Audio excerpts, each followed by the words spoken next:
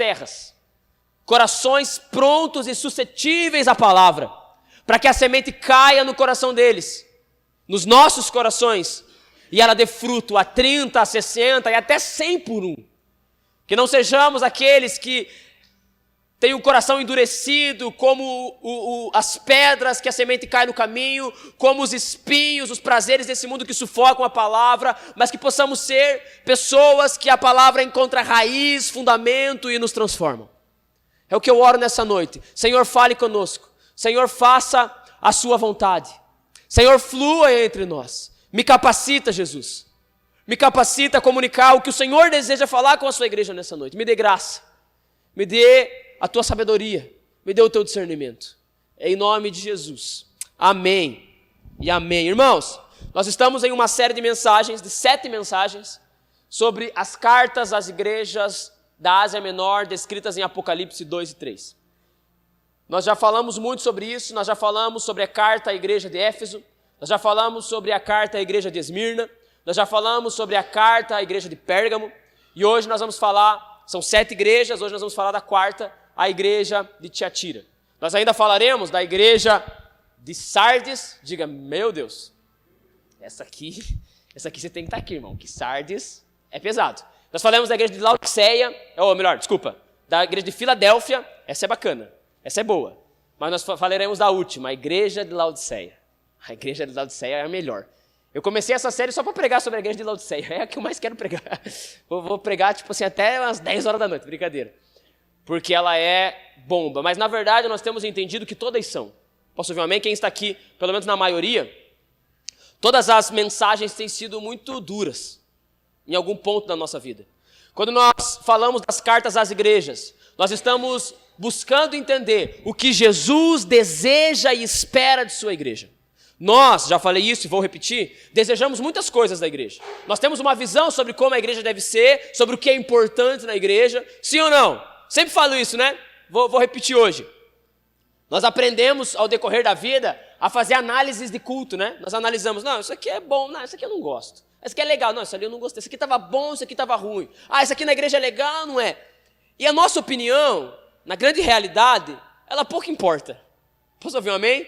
Diga para quem está do teu lado, tua opinião não importa nada, velho. Fala. Ih, cara, eu acho, problema teu. O que você acha não vale de nada.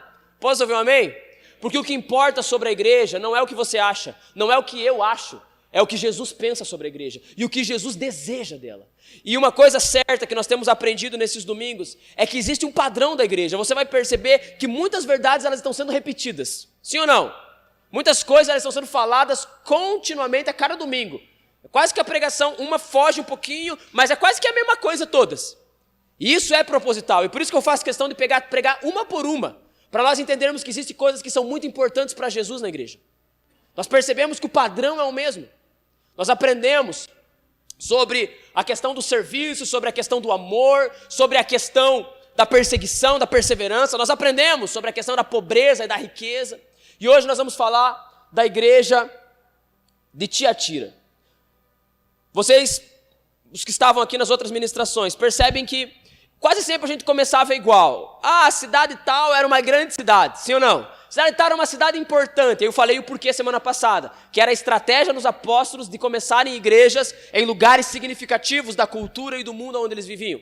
Então, se fosse hoje, eles iam lá fundar uma igreja em São Paulo, eles iam lá fundar uma igreja em Brasília, porque a partir dessas massas e dessas metrópoles o evangelho ia se espalhando. Por isso que a gente sempre dizia, isso aqui era uma grande cidade, isso aqui era uma grande cidade. Mas quando nós chegamos em Tiatira, nós encontramos uma pequena cidade. Tiatira não era uma cidade grande, Tiatira não era uma cidade importante dentro do contexto do Império Romano, diferente de todas as outras. Tiatira era uma cidade mais de boa, pequena, simples. Muito provavelmente a igreja também era uma igreja pequena e simples. Então aqui nós encontramos a menor cidade das 7 e a menos relevante dentro da cultura. Existia algo importante em Tiatira, eu já vou citar. Mas primeiro, a primeira informação que nós temos que ter a respeito de Tiatira, que era a menor cidade. Só que, sendo a menor cidade, nós encontramos em Tiatira a maior carta. A maior carta das 7 é a igreja de Tiatira, que era a menor cidade. Isso já nos ensina alguma coisa. Posso ouvir um amém? Nos ensina que as nossas métricas a respeito das coisas não são as métricas de Jesus a respeito das coisas. Para nós, uma grande igreja é mais importante do que uma igreja pequena. Sim ou não? Mas essas não são as métricas de Jesus. A maior carta, que ele mais elogia, é a igreja de Tiatira. E a principal, vou pegar a palavra certa que eu anotei para eu não perder, o juízo mais severo é a igreja de Tiatira. Ou seja, há uma grande importância nessa carta. Jesus fala muita coisa a essa igreja, mesmo ela sendo pequena, porque as nossas métricas não são as métricas de Jesus. Ele se importa com coisas que aos olhos humanos são simples. Ele se importa com coisas que aos olhos dos homens são pequenas. Você vai lembrar, essa história é muito comum, às vezes está mais no ministério infantil do que nos púlpitos. Samuel vai ungir Davi, e aí ele procura os filhos de Jessé, os mais bonitos, os mais fortes. E mal ele sabia que estava no filho mais simples, o chamado daquele que seria uma das peças mais significativas na obra da redenção para chegarmos até Cristo Jesus, que Jesus é o filho de Davi, o leão da tribo de Judá, que era a tribo de Davi. Posso ouvir um amém? Porque as nossas métricas não são a de Jesus. Essa igreja pequena, em uma cidade pequena, ela era muito importante para Jesus. Nós somos uma igreja pequena, em uma cidade pequena. E muitas vezes nós achamos que nós não temos um grande valor. Valor tem aquela igreja que você abre o Instagram e você vê aquele culto lotado, e ela lá com os seus 50 mil seguidores. Nossa, pensa numa igreja. Rafa, pensa numa igreja. Às vezes não quer dizer absolutamente nada. Às vezes quer. Não é nem bom nem ruim. Não significa nada. Posso ouvir um amém? No fim não significa nada, não é nem bom nem ruim. Só tem mais gente lá. A igreja só está numa cidade maior. Mas existem coisas que às vezes são fracas aos nossos olhos e para Jesus são fortes. Às vezes a simplicidade da tua vida, você vai dizer, cara, minha vida não tem valor. Eu não sou muito significativo. Mas mal você sabe que às vezes a simplicidade, as coisas pequenas da sua vida, elas são muito importantes para Jesus. Diga amém. Diga glória a Deus por isso. Então essa é a primeira lição que a gente já vai tomando na igreja de Tiatira. A igreja que mais recebe elogios. A igreja que recebe o juízo mais severo. O forte da cidade de Tiatira, diferente das outras, que eram cidades muito influentes politicamente, muito influentes na questão dos deuses pagãos daquela época, o forte da cidade de Tiatira era o comércio. A cidade de Tiatira era uma cidade que tinha um comércio muito produtivo. É uma cidade que é muito próxima à Europa, né? Hoje, eu não sei dizer qual é a região de Tiatira, mas na época, ainda hoje, era muito próximo da divisão Europa e Ásia. Isso fazia com que todo o comércio que descesse para a Ásia passasse por Tiatira. Isso fazia com que o comércio de Tiatira fosse muito evoluído. E isso é muito importante para tudo que vamos falar hoje aqui. O comércio de Tiatira era o forte da cidade. E existe algo importante que eu gostaria de falar a respeito da cidade de Tiatira, antes de nós entrarmos no texto bíblico. É que a igreja de Tiatira, ela nasceu de uma maneira muito bacana. E isso entra no que eu falei ontem.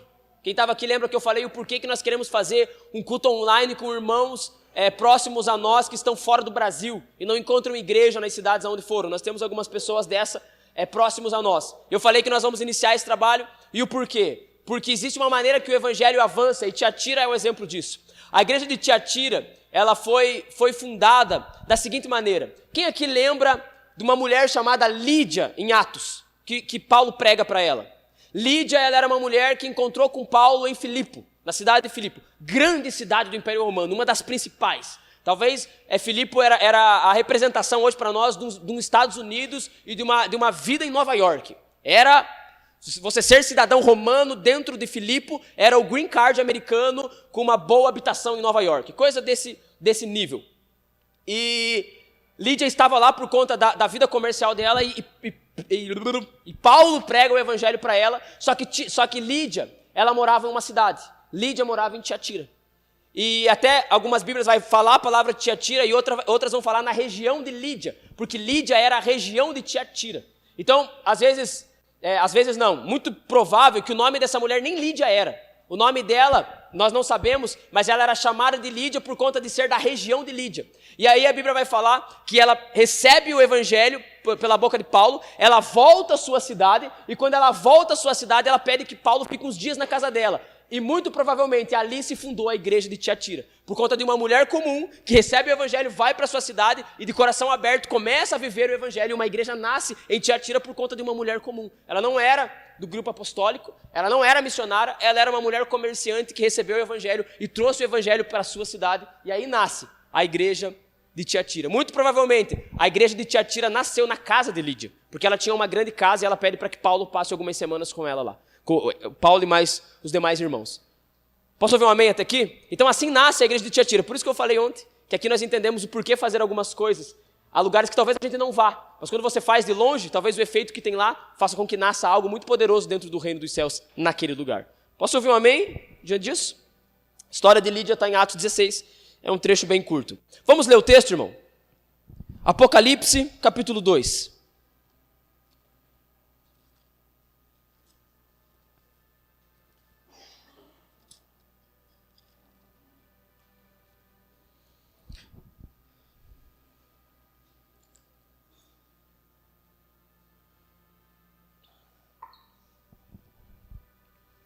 Apocalipse 2, você que trouxe sua Bíblia. Se você não trouxe sua Bíblia, os textos estarão todos projetados aqui no telão.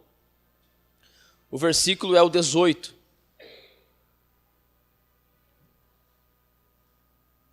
Vamos ler toda a carta e depois nós vamos pontuando algumas coisas a respeito dela. Ao anjo da igreja em Tiatira escreva: essas coisas diz o Filho de Deus, que tem os olhos como chama de fogo, e os pés semelhante ao bronze polido. Conheço as obras que você realiza, o seu amor, a sua fé, o seu serviço, a sua perseverança e as suas últimas obras mais numerosas do que as primeiras. Tenho, porém, contra você o fato de você tolerar essa mulher, repita assim comigo, Jezabel, que se declara profetiza. Não somente ensine, mas ainda seduza os meus servos a praticar a prostituição e a comer coisas sacrificadas aos ídolos. Versículo 21. Dê-lhe tempo para que se arrependesse, porém ela não quer se arrepender da sua imoralidade. Eis que farei com que fique acamada e trarei grande tribulação aos que com ela adulteram, caso não se arrependam das obras que ela incita.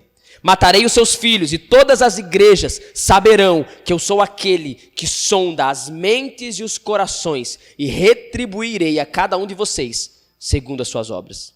Diga assim, meu Deus. Versículo 24, misericórdia serve também.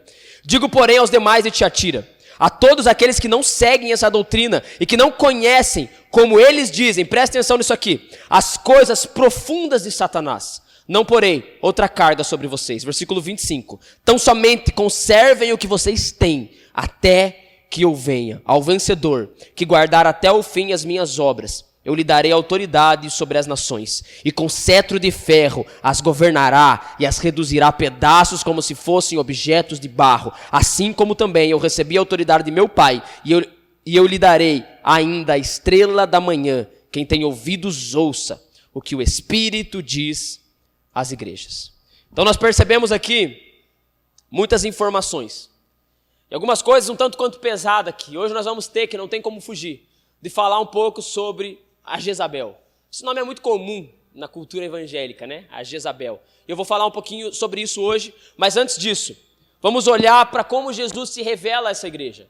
Toda vez que Jesus chegou a uma igreja, ele se revelou de uma maneira para ela. Quem estava aqui nos outros cultos vai lembrar disso. Jesus se revela de maneira completa a João no capítulo 1, e depois, a partir do capítulo 2, ele começa a revelar um pedaço de quem ele é a cada igreja. E cada pedaço dessa revelação é a necessidade que essa igreja tem. Por exemplo, a igreja de Pérgamo, que falamos semana passada, ela tinha um problema doutrinário. E Jesus ele vem como aquele que tem uma espada que sai da sua boca para lutar contra todo tipo de ensino errado e heresia.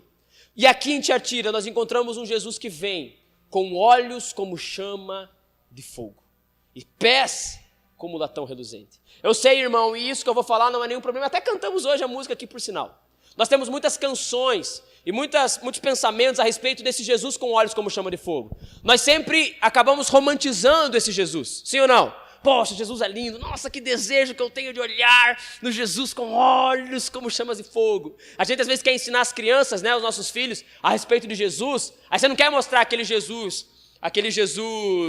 do filme do SBT, sabe? Judiado, feio, paião, assim, já não quer. Aí a gente mostra o Jesus do Apocalipse, né? Pô, ele tem os olhos como chama de fogo, cabelos brancos como a neve, seus pés são, Jesus! E às vezes nós romantizamos isso. Isso não é um problema. Até cantamos hoje, em seus olhos de fogo eu quero olhar. Não tem problema nenhum em relação a isso. Só que olhando para a carta, nós percebemos que os olhos de fogo ele vem de uma maneira um tanto quanto agressiva. Quando Jesus fala, eu sou aquele que tem os olhos como chamas de fogo, ele está mostrando uma coisa, eu venho queimando. Talvez o exemplo que eu poderia dar para você entender é quando você fala algo tipo, o cara veio com sangue nos olhos. Tipo assim, eu venho chegando, eu não venho brincar, e eu venho ver coisas, como ele vai falar no meio da carta, que ninguém consegue ver. Mas os meus olhos penetram o íntimo do homem para trazer justiça e juízo. Os olhos, como chamas de fogo, falam de um Jesus que vem zeloso pela sua igreja, a ponto de fazer com que pessoas ele coloque pessoas em situação de enfermidade, pelo zelo que ele tem da sua igreja. É um Jesus violento e zeloso, um amor furioso. Posso ouvir um amém?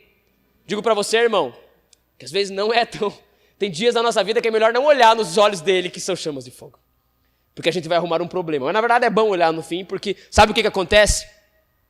Quando você olha nos olhos de Jesus, que são como chamas de fogo, acontece o que aconteceu com João. Você vai ver que João ele olha para Jesus, no capítulo 1 do Apocalipse, e ele cai quando ele vê esse Jesus com olhos como chamas de fogo. E ele cai prostrado. E a ideia do olhar como chamas de fogo é prostrar você diante de Jesus. Por quê? Porque os seus pés são como latão reluzentes. O que isso significa? Como bronze polido.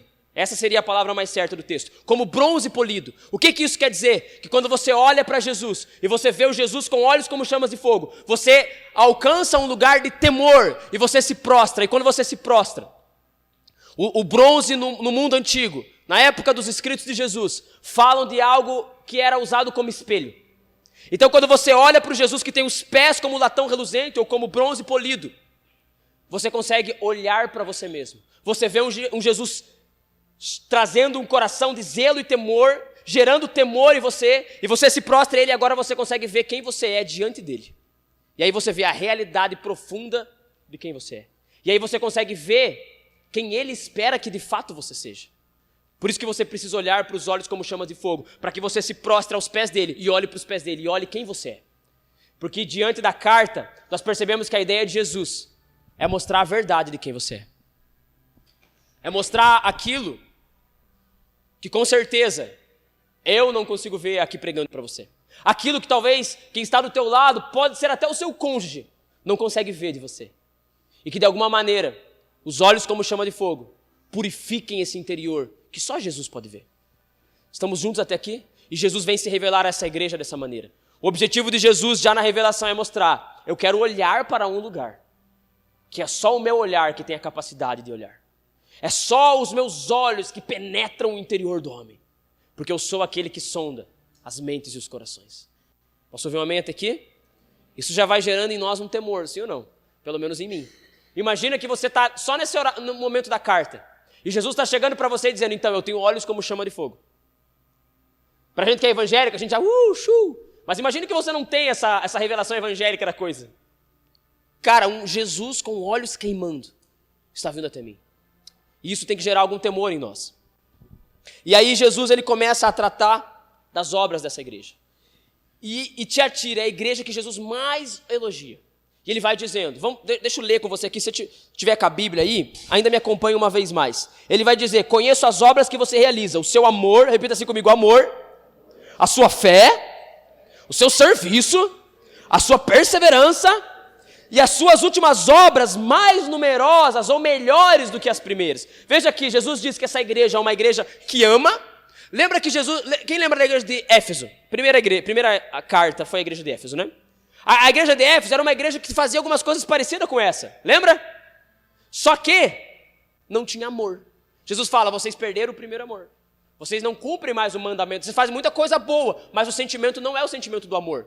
Talvez é algum outro sentimento que impulsiona vocês, mas não o amor. Aqui em Tiatira, uma igreja cheia de amor. E aqui nós percebemos algo. Para Jesus, que nosso objetivo aqui é saber o que Jesus espera de nós como igreja. Para Jesus é importante uma igreja que ama a Ele e ao próximo. Diga amém. Para Jesus é importante uma igreja que ama. Você tem amado a Jesus? A Adri falou aqui do dinheiro, em relação a amar a Deus, em relação de ele não ser importante para nós. Eu estou citando um exemplo, mas qual outras coisas que talvez tomem o seu... Que cheiro de cachorro-quente, né? Eu gosto pra caramba de cachorro-quente, né? O cheiro já vem aqui e já vai tomando meu interior com os seus olhos como chama de fogo. Brincadeira. Por que eu faço isso? Agora eu não lembro o que eu estava falando. Primeiro amor. Então Jesus, ele se agrada com uma igreja que anda em amor. Jesus se agrada com uma igreja que anda em fé. Ele vai citar aqui para a igreja de Tiatira a fé. Jesus se agrada com uma igreja que persevera. Deixa eu ver se eu não vou esquecer nenhum atributo aqui. Jesus se agrada com uma igreja que produz serviço, uma igreja que trabalha. Nós aprendemos isso em Efésio, e vê que na igreja de Éfeso, e vê que está se repetindo a mesma virtude. Sabe por que está repetindo? Porque é importante para Jesus. Em duas igrejas, ele repete a mesma virtude, porque Jesus se agrada com uma igreja que trabalha. Jesus não se agrada com uma igreja que procura um culto semanal, para dizer que está em paz com Deus. E agora eu vou para casa e que Deus abençoe a minha semana. Isso não é agradável a Jesus. Agradável a Jesus é quando eu coloco toda a minha vida à disposição e a serviço daquilo que Ele está fazendo sobre a terra. Uma igreja que não tem crentes de banco. Eu falei isso aí na igreja de Éfeso. Jesus não se agrada com crentes de banco. Jesus se agrada com uma igreja que trabalha. Ontem nós falamos aqui de um monte de trabalho que nós queremos fazer. Que você se envolva nisso, porque Jesus se agrada de você quando você trabalha para Ele. Quando você se envolve no serviço da igreja. Eu posso ouvir um amém? Sabe por que Jesus se agrada, irmão? Porque o serviço é resultado do sentimento do amor, quando ele é feito de maneira correta. Mas eu não vou falar só de serviço aqui hoje. E a última informação, a última virtude que Jesus fala da igreja de Tiatira é muito interessante, porque ele fala que as suas obras são maiores do que as primeiras. Totalmente contrário à igreja de Éfeso, que Jesus fala, vocês perderam aquele primeiro amor, então pratique as primeiras obras. Vocês não são como eram no começo. A igreja de Tiatira não retrocedeu, ela só cresceu em serviço, em amor, em fé, em perseverança. A igreja de Tiatira evoluiu. Irmão, olhe para mim com cuidado. Jesus se agrada quando você cresce. Repare uma coisa comigo. Você que é crente há mais tempo, sempre que a gente vai pregar sobre a igreja de Éfeso, a gente encontra muito quebrantamento. Volta ao primeiro amor. E eu não estou criticando, irmão. Todos passamos por isso, inclusive eu. Mas é verdade ou não é? É verdade ou não é? Vou ficar aqui em cima, pra vocês me verem bem. É verdade ou não é? Todas as vezes que nós pregamos sobre o primeiro amor, nós encontramos quebrantamento. Porque nós somos muito mais suscetíveis a retroceder do que avançar. Só que o que agrada a Jesus é uma igreja que avança. Irmão, olhe para mim. Você tem que fazer mais hoje do que você fazia quando se converteu. Nós temos que sair desse lugar de, nossa, como eu era uma bênção. Não, você não tem que lembrar que você era uma bênção, você tem que ser ainda mais bênção do que no começo. Porque quando ele fala isso para a igreja de Tiatira, ele está mostrando, cara, eu me agrado com uma igreja que avança, que cresce, que evolui, que não fica lá atrás, que antigamente era melhor. Nossa, antigamente eu me dedicava tanto, agora eu estou aqui meio... Rompa com isso e se entregue ao serviço e cresça. Irmão, você tem que saber mais de Deus do que você sabia ontem. Você tem que, às vezes nós olhamos cara, nossa, de ano passado para cá, estou na mesma coisa. O que eu sabia, eu sei o mesmo até hoje. Os versículos, os entendimentos eram o mesmo. Sabe quando você percebe que você está andando nisso? Quando você pega, quem tem costume de anotar aquilo que Deus vai falando? Vai anotando, vai riscando, fazendo uns rabiscos na Bíblia. Quem faz isso? É só assim levantar a mão, não precisa ficar com vergonha. Poucos, né? Mas muitos de nós, por vezes, fazemos. E aí, quando você vai olhando, quando você tem que pegar uns antigos e ver, nossa, cara, nada a ver isso aqui que eu pensava. Que aí você vê que você está avançando. Que você vê que você está evoluindo no entendimento e a revelação está aumentando. Porque o que Jesus quer é aumentar a revelação sobre você. Ele não quer que você saiba o mesmo de ontem, ele quer que você cresça em conhecimento. Quer que você cresça em graça. Quer que você cresça em obras. Então, irmão, crescimento. Repita assim comigo, crescimento. Jesus se agrada com crescimento interno, que produz um externo. Essa igreja precisa crescer. Nós não podemos olhar e falar, nossa, nós era muito bênção, hoje somos menos. Não pode acontecer entre nós. E nós fazemos isso por vezes. Eu faço isso por vezes. Sim ou não? Então, crescimento. Essas são, irmãos, as virtudes da igreja de Tiatira. E isso nos mostra o que Jesus se agrada em sua igreja. Por isso que se você tem o costume de, como eu, rabiscar a sua Bíblia, e eu te aconselho que faça, porque isso é muito bom para o seu crescimento, anote essas virtudes. Para que você olhe e fale, cara, o que Jesus se agrada? Ah, Jesus se agrada disso. Jesus se agrada dessas coisas aqui. Posso ouvir um amém? Nós estamos juntos até aqui? Só que no próximo versículo, Jesus vai dizer que ele tem algo contra essa igreja. E o que ele tem contra essa igreja, e agora eu queria que você prestasse muita atenção nisso, que agora chega a parte pesada. Ele diz que essa igreja tem tolerado os ensinos de Jezabel, de uma mulher que se denomina profetisa, e que ela tem, não quero falar a palavra errada aqui, ela tem seduzido pessoas a viverem uma vida de imoralidade sexual e de se alimentar de comidas sacrificadas a ídolos. Eu já vou dizer como isso acontecia em Tiatira. Mas a crítica de Jesus a essa igreja é permitir o ensino, não é só a presença, é o ensino de uma mulher que é relatada aqui como Jezabel. Deixa eu te dizer um pouco sobre isso, e eu queria falar agora, a partir desse momento, sobre a Jezabel. Quem aqui já ouviu falar da Jezabel, do espírito da Jezabel? Ok? Muitos aqui, né? Muitos de nós aprendeu por diversas vezes, sempre associa o espírito de Jezabel a mulher que manda muito na casa, e aí lá tem um homem meio frouxão. Não tem dessa? E o espírito da Jezabel não se limita a isso. Por quê? Porque muito provavelmente, e todos os teólogos vão concordar com isso, que essa mulher da igreja de Tiatira, o nome dela não era Jezabel. O que Jesus está falando aqui não é do nome de uma pessoa, mas de um espírito. E esse espírito fala de um comportamento, por isso um espírito. Não é que é um demônio, ninguém fica possesso de Jezabel, mas é um comportamento maligno que conduz uma determinada pessoa a ter um determinado comportamento. Só que o espírito de Jezabel não se limita a isso que eu falei, de uma mulher mandona com um marido meio devagar. Não é sobre isso, porque o espírito de Jezabel não tem a ver com mulher.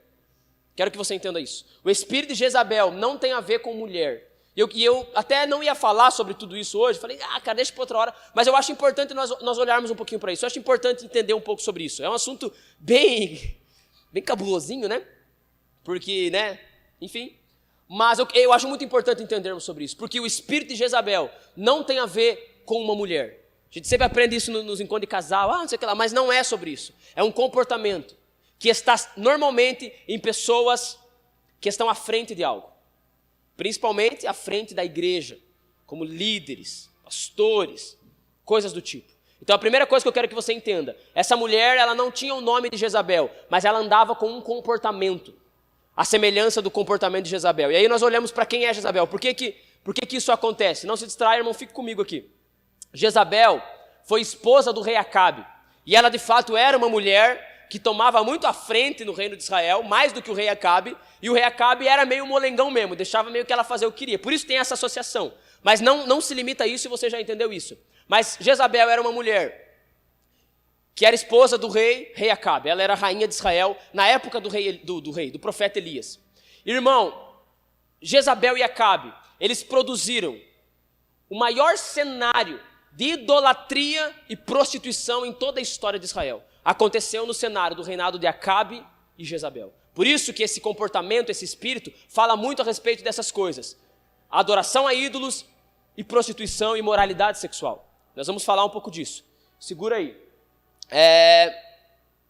Então assim, quando você olha para Israel, você vai encontrar momentos em que Israel não teve rei, e entrou em momentos de muito declínio moral, mas o maior declínio moral de Israel aconteceu enquanto Acabe era rei e Jezabel era a sua esposa junto com ele. Jezabel, ela é a pessoa que conseguiu colocar um homem que fez chover fogo do céu, fez esse homem entrar em depressão. Sabia disso? Elias no Monte Carmelo faz com que caia fogo do céu nos profetas de Baal, e aí ele recebe uma fala de Jezabel que diz, viu, eu vou achar ele, eu vou matar ele. E Elias vaza, se esconde até de Deus, de medo que Jezabel produz nele. Porque Jezabel tem esse efeito de calar a voz profética, de calar aqueles que falam em nome de Deus. E tem muito a falar sobre isso, mas eu queria nessa noite citar com você alguns pontos para nós entendermos o que é o espírito de Jezabel. E eu queria que você ouvisse, porque aqui nós estamos falando de igreja. O objetivo da série é aprendermos de maneira direta sobre igreja. Irmão, talvez você encontre um dia isso aqui. Talvez um dia você saia daqui e você possa encontrar isso em outros lugares. O que eu não quero é que nessa noite você ande só no espírito de julgamento com coisas que eu vou falar e você vai lembrar de situações e pessoas. Não fique só no julgamento. Aprenda para proteger a igreja e proteger a si mesmo. Posso ouvir um amém? Mas eu queria que você entendesse um pouco sobre a doutrina e o espírito de Jezabel nessa noite. Para que você seja protegido em relação à igreja. E por isso, irmão, eu queria que você prestasse muita atenção. Como funciona o espírito de Jezabel? Jezabel, a primeira coisa dela é que ela é uma mulher que se declara profetisa. Ninguém diz para ela que ela é. Ninguém ordenou ela a profetisa. Ninguém ungiu ela a nada. Ela se diz profetiza. Uma coisa que você tem que aprender é que toda vez que você encontra alguém que se diz alguma coisa à frente da igreja, ele se diz isso, ele se diz aquilo, ninguém nunca o colocou naquela posição, a igreja nunca disse sim para ele, a igreja nunca deu o devido valor, ou melhor, a devida autoridade para ele, e ele se diz, você encontra alguém andando no espírito de Jezabel. Quero que você aprenda isso nessa noite. Eu quero proteger a sua vida para o resto da sua vida. Proteger a sua vida para o resto da sua vida. Quero que você entenda essas questões. Porque quem anda nesse lugar, sabe o que ele faz? Eu sou profetisa. Então toda vez que alguém me contrariar, eu digo, você está se rebelando contra Deus. O espírito de Jezabel, ele se coloca em uma posição de autoridade profética para que toda vez que alguém o contrariar, ele vai agir de maneira hostil e dizer, você está se rebelando contra Deus. Não é contra mim, é contra Deus. Eu vou precisar perguntar, né? Quem já viu isso em algum momento da sua vida? Você não quis levantar a mão, né? Mas eu tenho certeza que todo mundo já viu em algum momento. Isso é espírito de Jezabel. Porque alguém verdadeiro diante da igreja não anda nesse lugar.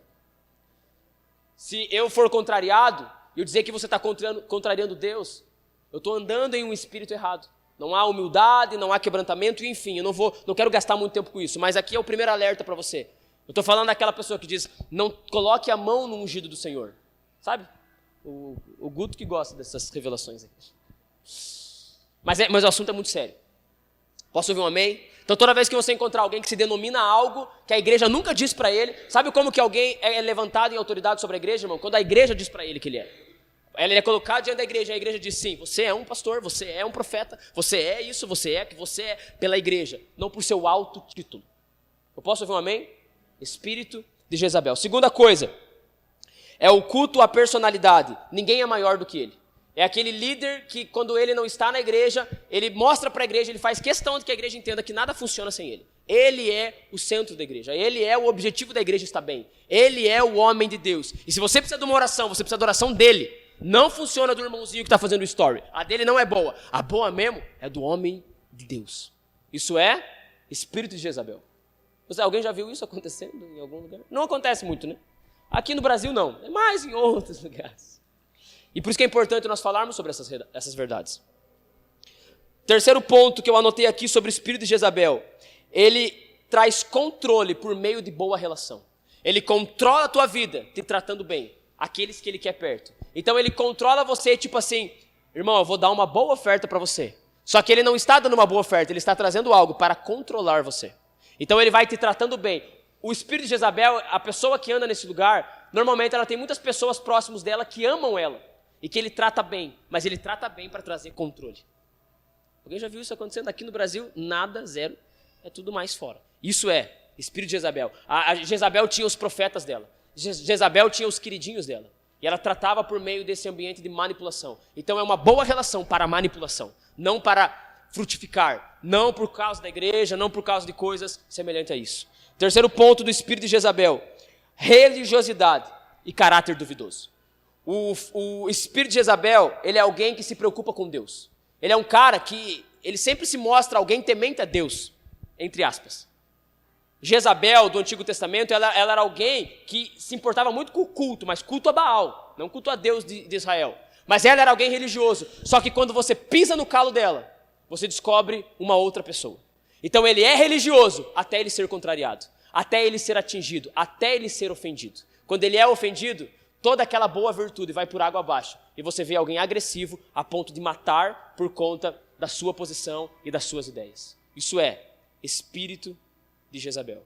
Ele é muito bênção até alguém o atacar, até alguém o ofender, até alguém pisar no calo dele. Nunca viram isso na vida de vocês, né? Essa aqui nunca. Essa parte que nada. Uso e descarte de pessoas. O espírito de Jezabel, ele tem as pessoas como uma propriedade delas. O espírito de Jezabel, quando você anda debaixo de alguém que lidera, porque o espírito de Jezabel, irmão, nós estamos falando de liderança. Nós estamos falando de pessoas à frente. Não estou falando de pessoas que estão no meio do corpo, ali de maneira mais singela. São pessoas que estão à frente do corpo. Então elas usam as pessoas para o seu benefício. Por isso que toda pessoa que entra nessa comunidade, e quem já ouviu eu dizer isso, que entrou nessa comunidade, diga amém. Se você não disser, eu vou bater em você. Mas diga amém. Você não está aqui para fazer algo para mim. Quem eu falei isso já, diga amém. Diga, faz bonito para mim. Era para eu tomar uma água, para você dizer amém, para eu tomar uma água. Nós sempre sentamos com as pessoas que entram nessa comunidade e dizemos, você não está aqui para fazer algo para nós. Nós não queremos usar você. Nós queremos ver você crescer em Deus. Você não é uma peça para nós. Você não é uma peça que vai dar benefício para... Sabe aquela igreja, irmão? Aquele estilo de igreja? Que o músico profissional entra e ele já é agarrado e abraçado e todo mundo sobe em cima dele para que ele seja alguém que vai... Pá. Então, aqui pode chegar, irmão. Me fugiu todos os nomes dos músicos. Pode chegar aqui o Fernandinho.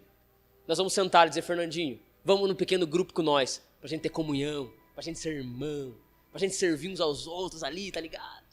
Não é sobre o que as pessoas fazem aqui, é sobre o quanto elas estão crescendo em Deus. É que eu tô querendo de alguma maneira trazer, mas eu não quero hoje puxar nada para nós aqui. Eu quero que você discerna. Se você acha que algo ainda acontece parecido com isso aqui, você vai me procurar, para que nós possamos nos arrepender diante daquilo que Jesus se incomoda tanto em meio à sua igreja. Então, no espírito de Jezabel, as pessoas são coisas. Elas trazem um benefício. Por isso que quando elas ameaçam sair, ou elas são tratadas de maneira muito hostil, ou elas recebem mais presentes para que ficam. Aquela história, vai sair, vamos colocar ele num lugar mais especial, vamos tratá-lo melhor, porque ele é alguém que traz benefício para nós. Não pelo amor e cuidado, simplesmente pelo benefício. Posso ouvir um amém até aqui?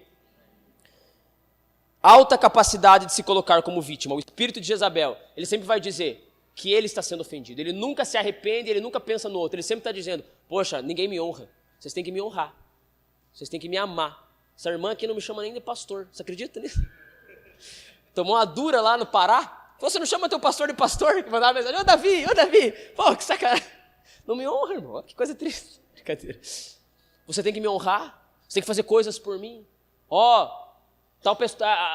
pastor falhou. Não, mas veja bem, estão me acusando. Estão se levantando contra mim, irmãos. Eu uso o púlpito para dizer, estão se levantando contra o pastor, irmãos. Eu que prego tão bem para vocês aqui todo domingo. Estão se levantando contra mim. O cara está adulterando. Estão se levantando. Não, você que está se levantando contra muita coisa. Posso ouvir um amém? Se fazer de vítima.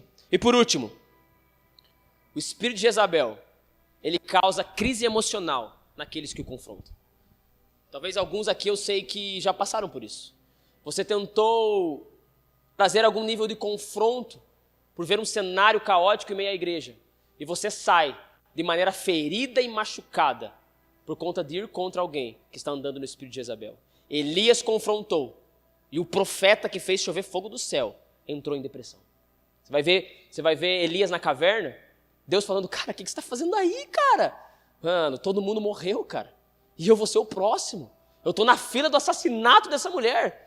E aí Deus vai falar para ele, você não sabe de nada, cara. Tem mais 7.000 que estão guardados. Você está sobre o meu cuidado, sobre a minha ordem. Mas Elias está lá entregue. A sua dor e o seu sofrimento emocional. Porque é isso que causa o espírito de Jezabel. Por isso que eu repito, não é sobre a simples questão de alguma situação de casal dentro de casa. Às vezes você... E tem muito julgamento em relação a isso. Às vezes você tem um casal que a mulher é mais espivitadona, mais ativazona, né, faladora, e o cara é mais de boa, espírito de Jezabel. Nada a ver, irmão, é uma coisa muito maior, uma coisa muito mais séria, e sempre fala de liderança. Sempre fala de liderança. Por isso, irmão, por que eu senti de falar isso? Eu não ia falar, até relutei bastante em anotar essas coisas, para que você entenda como não pode acontecer a igreja de Jesus, como a igreja de Jesus não pode ser liderada. Nós não estamos aqui para viver nesse espírito. Se um dia você encontrar isso aqui, você vai confrontar. E se você vê que o ambiente ficou hostil para você, você vai vazar daqui. Se um dia eu estiver assim, irmão, você vai fugir daqui e levar uns com você ainda. Porque aí eu estou perdido. Posso ouvir um amém? E por isso que eu estou pregando para proteger a você. E se um dia você for embora daqui, for embora de cidade, mudar de igreja porque coisas acontecem, que você entenda essa realidade. E esse é o espírito de Jezabel. E agora eu queria trazer para você como o espírito de Jezabel funcionava na igreja de Tiatira, porque é dela que nós estamos falando aqui. E aqui nós vamos encontrar uma outra questão. Eu quis trazer esse alerta e esse ensino para você. Mas agora eu quero olhar para a igreja de Tiatira. Como que o espírito de Jezabel fluía e acontecia na igreja de Tiatira. Sempre que o espírito de Jezabel estiver atuando, ele vai trazer imoralidade sexual e culto a Baal. Eu estou usando a palavra Baal, mas é culto a outro Deus. Toda vez que o espírito de Jezabel se manifesta, ele nos leva a adorar a outro Deus. E aqui agora é um alerta para nós aqui. Aqui nós entramos em algo prático para nós aqui hoje. Porque às vezes nós estamos tendo um comportamento parecido com o que vamos falar aqui. E talvez seja algum nível de tolerância dentro de nós ao espírito de Jezabel, não por um líder exterior, mas agora por um comportamento interior nosso. Faz sentido? Você consegue entender isso? É um comportamento nosso que precisa ser quebrantado, quebrado, renunciado, por conta de que um certo ensino que vem a nós, ou do nosso próprio coração, ou de pessoas que trazem a nós, estão nos levando a cultuar um outro Deus, que era o que acontecia na igreja de Tiatira. O que Jezabel dizia na igreja de Tiatira era uma frase muito sinistra. O ensino de Jezabel na igreja de Tiatira é aquilo que Jesus fala. E eu pedi para você prestar bastante atenção. Ela dizia que para você vencer o pecado, para você vencer Satanás, você tinha que conhecer os segredos profundos de Satanás. Ou seja, se você nunca tiver vivido o pecado, você não consegue vencer o pecado. Como você vai vencer uma coisa que você nunca experimentou? Como? Eu estou vencendo a prostituição. Você nunca entrou em prostituição, você não está vencendo nada. Não, você tem que entrar nas coisas profundas de Satanás, para daí dizer que vai vencer elas. Aí sim. E esse era o ensino de Jezabel no meio da igreja. Diga assim, meu Deus. Diga assim, pelo amor. Diga, me. Porque, irmão, isso é algo escandaloso. Mas por vezes, pode ir aparecendo entre nós com alguma determinada sutileza. Os níveis de não dar nada, os níveis de não, é assim mesmo. As pessoas são assim, não, mas veja bem, não. Aqueles cálculos que nós fazemos em relação ao pecado. Às vezes nós estamos andando dentro desse lugar. E esse era o ensino de Jezabel na igreja de Tiatira. Só que como que isso acontecia?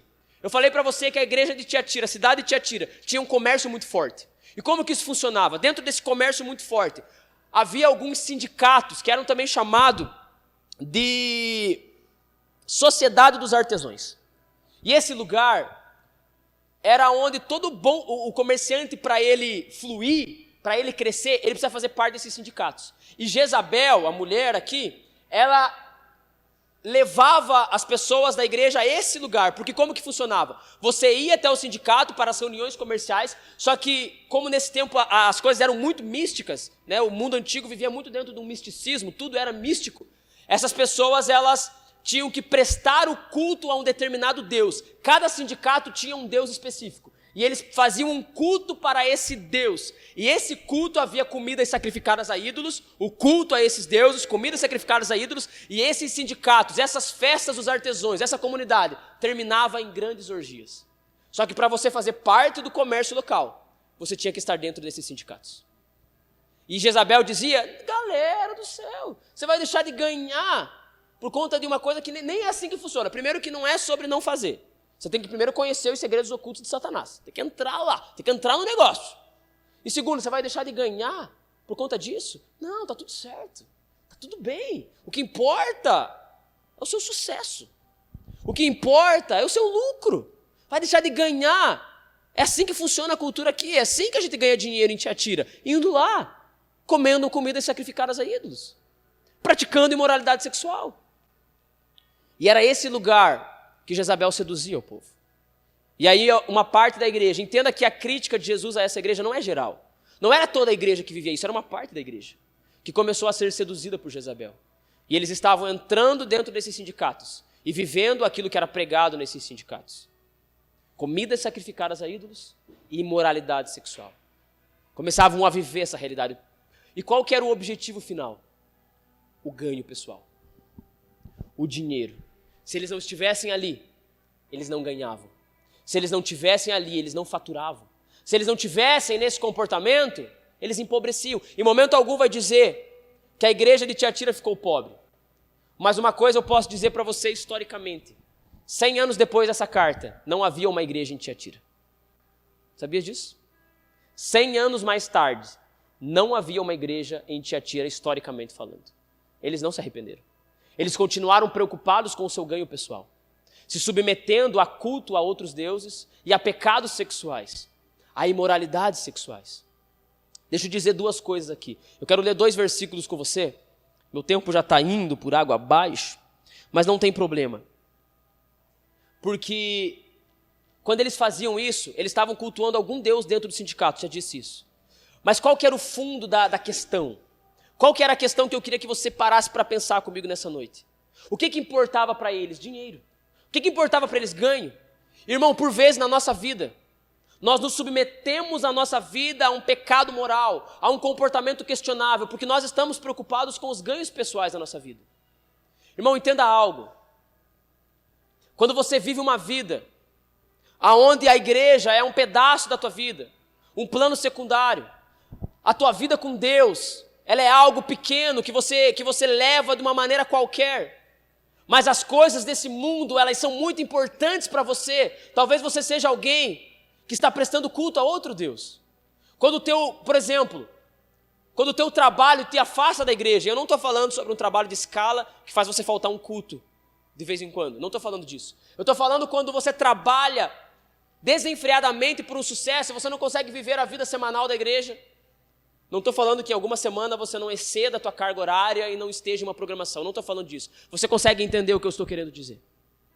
Você nunca consegue viver uma vida de fé. Você não tem tempo de oração, você não tem tempo de palavra, tudo isso é segundo plano. Mas o que importa? Importa como eu tenho sustentado a minha vida. Talvez você esteja cultuando a outro Deus. Eu tenho quase certeza, ou a maioria que eu sei aqui, não estão vivendo uma vida depravada a nível da igreja de Tiatira. Só que, irmão, existe algo aqui nesse contexto, que é o que Jesus vai falar. Quando ele fala sobre o pecado da igreja de Tiatira, sobre aqueles que deitavam com Jezabel, que cometiam um pecado com ela, que viviam imoralidade sexual, olha o que Jesus fala. Eu vou fazer com que ela fique acamada, eu vou matar os seus filhos, são aqueles que crescem debaixo do ensino de Jezabel, aqueles que abraçam a causa de Jezabel e crescem nessa realidade, os filhos de Jezabel. Eu vou pegar essa galera, eu vou matar eles, ela vai ficar acamada para que se arrependa. Sabe para quê? Para que todas as igrejas saibam que eu sou aquele que sonda as mentes e os corações. Jesus está falando de um pecado que parecia não estar explícito. Jesus está falando de uma realidade que parecia não estar sendo tão fácil de se ver. Porque a ideia da condenação de Jesus é trazer um temor à igreja. Todo mundo vai saber que eu sei aquilo que você está fazendo e ninguém vê. Eu sei. E o que importa não é se alguém aqui sabe. O importante é que eu sei. Porque sou eu que trago o juízo e sou eu que tenho os olhos como chamas de fogo. Eu vejo e eu clamo e peço e conduzo arrependimento. Mas se não houver arrependimento, vem juízo sobre mim. Vem juízo por meio de mim. Muito provavelmente o que acontecia nas festas dos sindicatos não era algo notório. Não era algo visto pela sociedade. Talvez, irmão, não era nem visto pela igreja. Talvez, e eu fico imaginando isso, quando a carta chegou até Tiatira, talvez o pastor de Tiatira, o anjo da igreja, leu e falou: cara, o que tem acontecido? O que tem acontecido com Jezabel? O que você tem feito? Porque ela ensinava, irmão. Jezabel não é uma irmã da igreja, ela ensinava a igreja. Então ela é conduzido. Mas o ponto é, cara, como que tem... Porque talvez parecia ter alguma coisa escondida aqui. Porque o objetivo de Jesus é mostrar que ele sabia o que as pessoas não sabiam. Ele via o que as pessoas não viam. Estamos comigo aqui?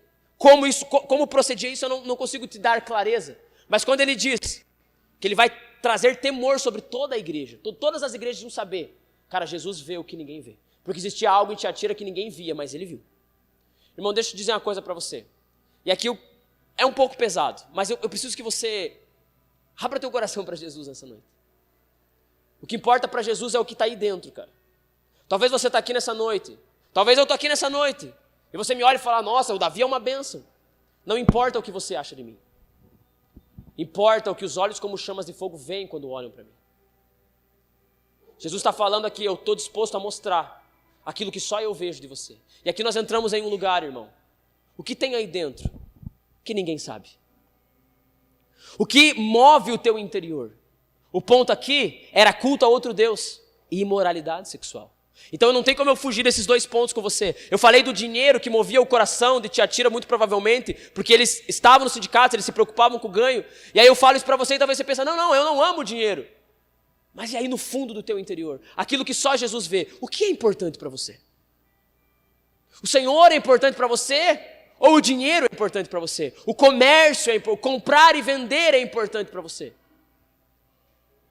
Talvez, irmão, e muitos líderes que andam no espírito de Jezabel, e muitos de nós aqui, não vivemos uma vida depravada explícita ao mundo. E talvez a gente não faça isso por medo. Talvez nós temos medo, poxa, vai que descobrem. Vai que alguém sabe. E a cidade é pequena, né?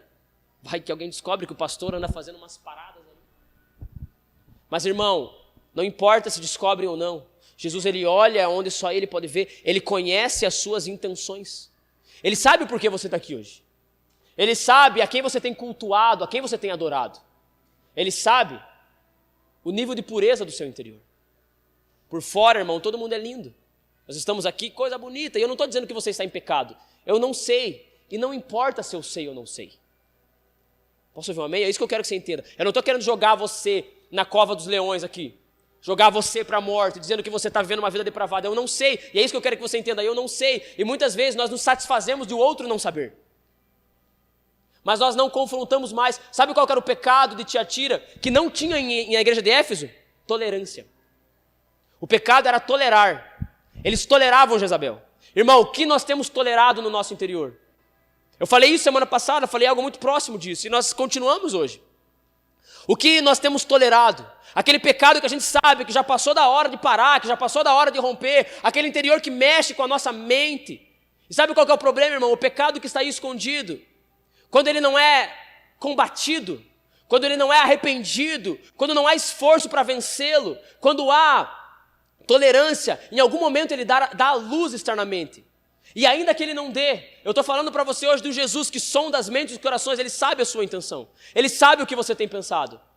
E é importante para ele o que tem no teu interior, porque ele vai dizer sobre pecado sexual, que na lei mosaica, você caía em pecado quando você deitava com a mulher do outro.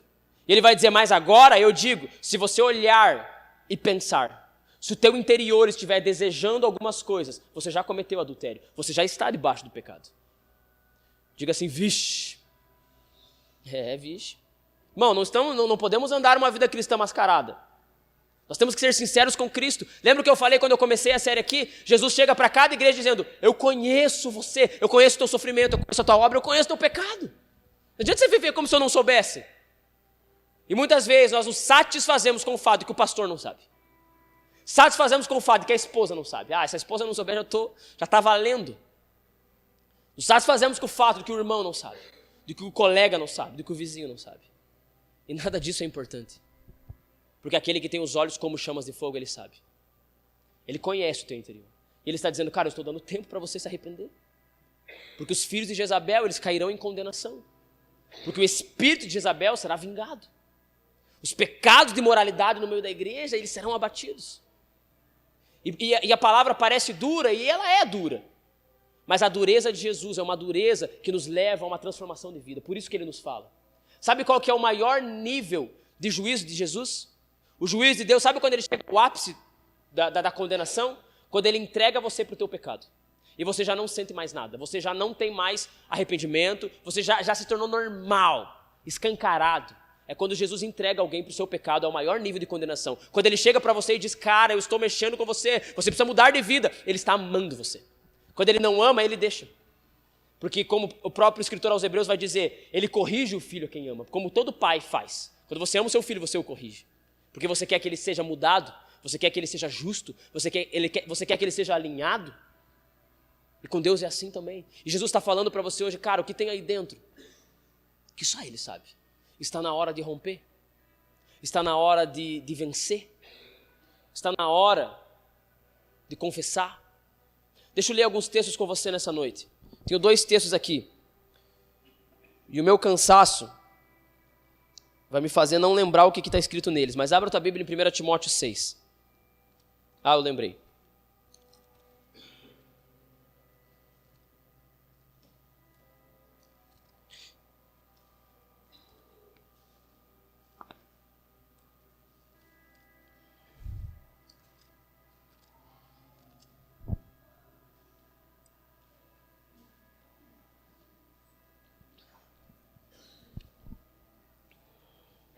Seis, 3.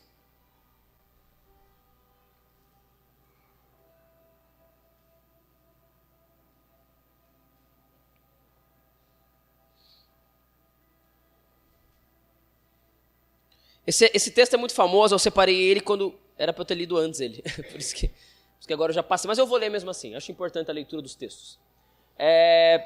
Aqui Jesus está falando a respeito do dinheiro. O problema de Tiatira era que se eles saíssem daquela imoralidade de Jezabel, eles saíam dos sindicatos, o lucro caía. Eu acredito que eles continuariam trabalhando, mas o alto envolvimento comercial, eles perderiam. Então eles perderiam o lucro.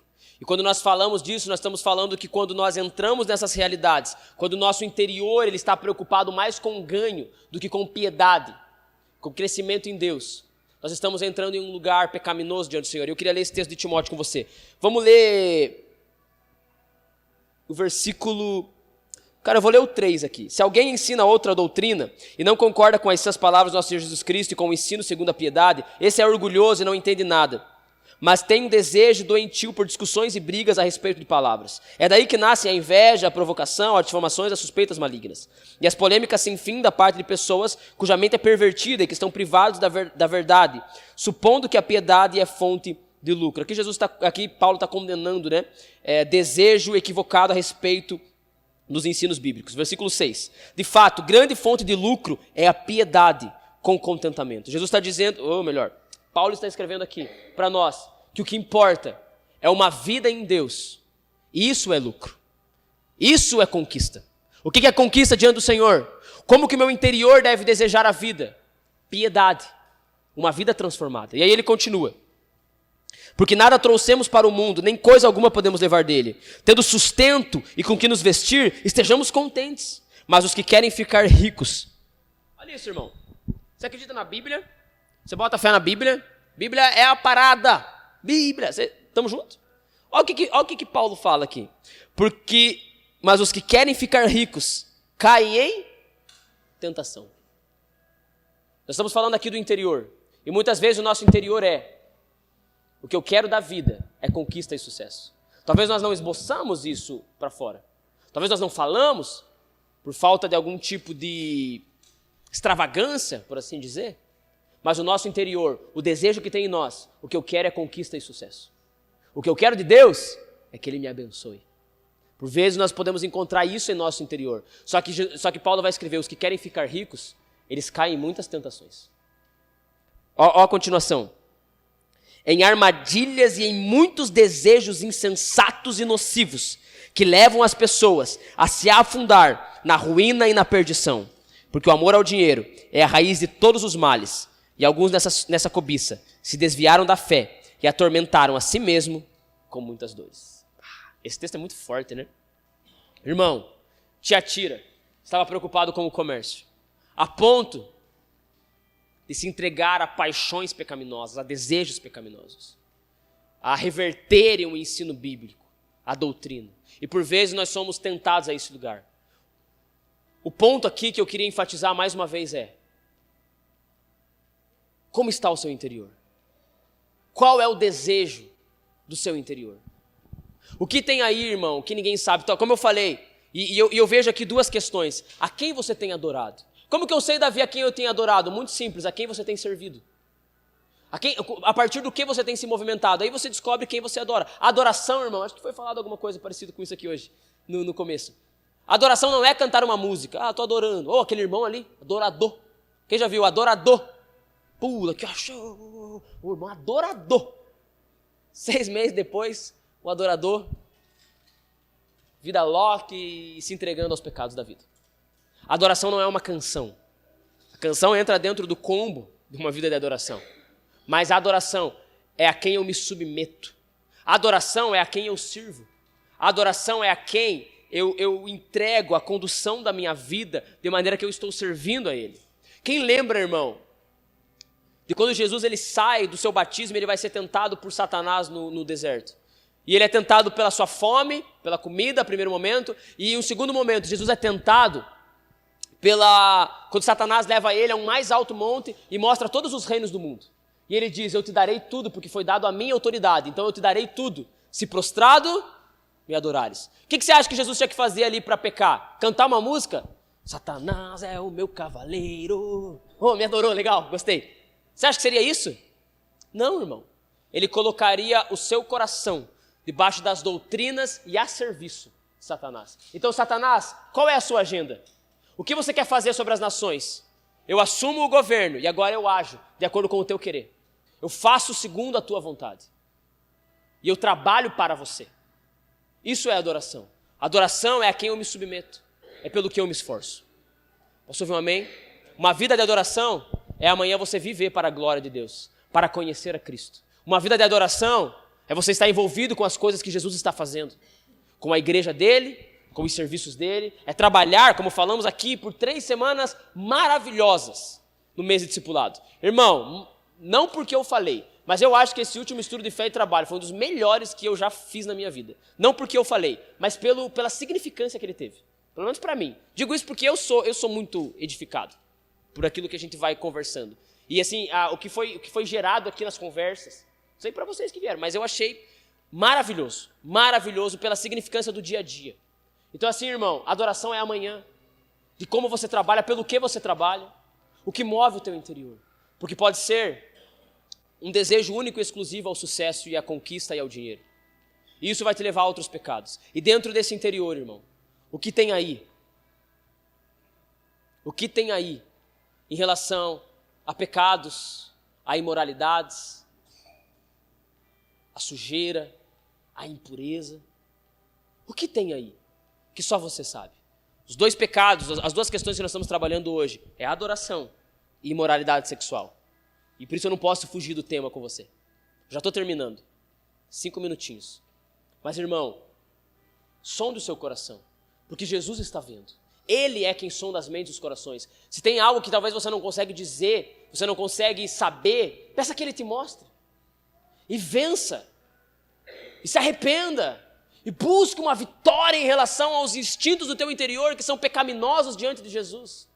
Porque Ele sonda as mentes e os corações. O objetivo aqui, eu vou repetir, de Jesus com Tiatira, era acusar um pecado que só Ele conseguia ver.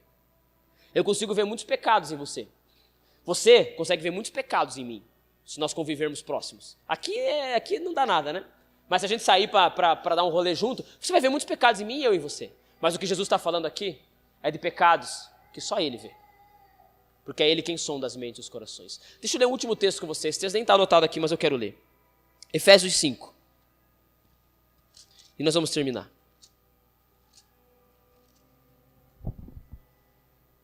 Rafa, pega uma água lá para mim, em nome de Jesus. Efésios capítulo 5.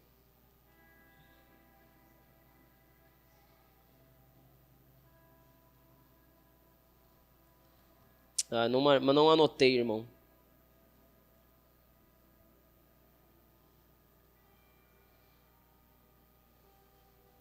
Olha o que Paulo vai nos instruir, irmão. Que a imoralidade sexual... 5:3, desculpe. 5:3. Obrigado. Que a imoralidade sexual e toda a impureza ou avareza, muito parecidos os 2 temas aqui em um único texto, não sejam nem sequer mencionados entre vocês, como convém a santos. Olha isso, irmão. Olha como o pecado da imoralidade sexual ele é muito importante em relação àquilo que Jesus quer mexer com o nosso interior. Ele diz, qualquer pecado sexual, imoralidade sexual, avareza, essas paradas, impureza, cara, nem sequer falem entre vocês. Não edifica em nada. Só gera desejo por pecado. Então, irmão, uma lição que nós aprendemos com Paulo aqui em relação àquilo que nós estamos falando hoje. Cara, tem assunto que não tem que nem vir na tua boca. Comportamentos humanos dos homens pecadores que não conhecem a Cristo. Nós não temos nem que citar, quanto mais de alguma maneira se aproximar. Porque isso é sério para Jesus. Isso é sério. E aqui eu vou repetir porque eu quero que você entenda. Talvez você fale, cara, eu não adultero, Davi. Não é sobre o que você faz fora. Nós estamos falando hoje sobre o que está dentro. Esse é o assunto de hoje. O que está dentro. Versículo 4. Não usem linguagem grosseira, não digam coisas tolas nem indecentes, pois isso não convém. Pelo contrário, digam palavras de ação de graças. Fiquem sabendo disso. Nenhuma pessoa imoral, impura ou avarenta, ou seja, pecado sexual, amor e adoração ao dinheiro, porque a avareza é a idolatria, tem herança no reino de Cristo e de Deus. Até aqui. Irmão, uma coisa que a Bíblia vai instruir por diversas vezes, e eu poderia ler muitos textos com você aqui, é em relação à imoralidade sexual. E eu vou repetir. Para nós aqui, crentes evangélicos, lindos de Deus, bonitinho, estamos tudo bem arrumado hoje. Talvez algumas coisas externas, elas não estão envolvidas com nós. E se tiver, é um motivo a mais para arrependimento. Mas eu não quero ficar só no externo, para que de alguma maneira a gente não ache que as coisas são com a gente. Se você for ler o Novo Testamento, você vai encontrar orientações a respeito de imoralidade sexual constantemente. Sabe por quê? Porque esse é o grande problema do homem. Imoralidade sexual e avareza. Imoralidade sexual e amor ao dinheiro. E é isso que Jesus trata com Tiatira. Só que o ponto aqui não é o externo, é o que está aí dentro. Eu não vou ter tempo, e eu vou fazer talvez até domingo que vem, falar só sobre as palavras de Jesus ao que vencer. Falar só sobre recompensas eternas. Mas Jesus ele vai trazer uma orientação ao que vencer. Repita assim comigo, ao que vencer. Irmão, o chamado hoje aqui é vencer e se arrepender das realidades interiores que homens não veem em nós, mas que Cristo hoje está vendo e está nos chamando a vencer e nos arrependermos. Parece óbvio eu falar, mas eu acho importante falar. Não estou sabendo de nada escondido de ninguém aqui. Eu só estou trazendo as palavras. Eu até quando preparei a mensagem de Tiatira, eu até falei, cara, é até ruim de falar, porque acho que não é muito para nós. E aí o Senhor me impulsionou, não, você tem que trabalhar isso, trabalhe isso. Oriente, instrua. Talvez hoje você fale, não, Davi, de fé mesmo, de coração, está tudo certo aqui dentro. Mas, irmão, amanhã, depois, com toda certeza, você está suscetível a algo subir ao teu coração. Isso é ser gente. Isso é ser homem. E homem com um H maiúsculo no sentido humanidade. Não estou falando de homem masculino. Quando a gente fala de pecado sexual, a gente sempre parece que quer jogar para o homem, mas não é sobre homem e mulher, é sobre o ser humano. Então, irmão, qual que é a aplicação que eu queria deixar para você nessa noite? Jesus olha o teu interior. Ele conhece as suas intenções. Ele conhece os seus desejos. Ele conhece os seus porquês. Para os homens, talvez você fale muitos porquês, mas Jesus conhece o teu, verdadeiro. Ele conhece os seus pecados. E existe uma divisão, eu não vou ter tempo de falar disso aqui, já deveria ter terminado, mas eu quero que você entenda, eu sei que existe a tentação, mas existe o pecado, que não sai para fora, mas está dentro. Existe a tentação, todos somos tentados constantemente, mas existem coisas que nós produzimos em nós, que já não são mais tentação, eles são pecados que estão aqui dentro. Jesus ensinou, se você olhar, pensar, desejar, você pecou. E às vezes você está pensando, desejando e enfim. Eu acho que eu não preciso dar muitos exemplos. Nós conseguimos compreender isso com facilidade. Eu posso ouvir um amém? Fique de pé, eu queria orar com você nessa noite.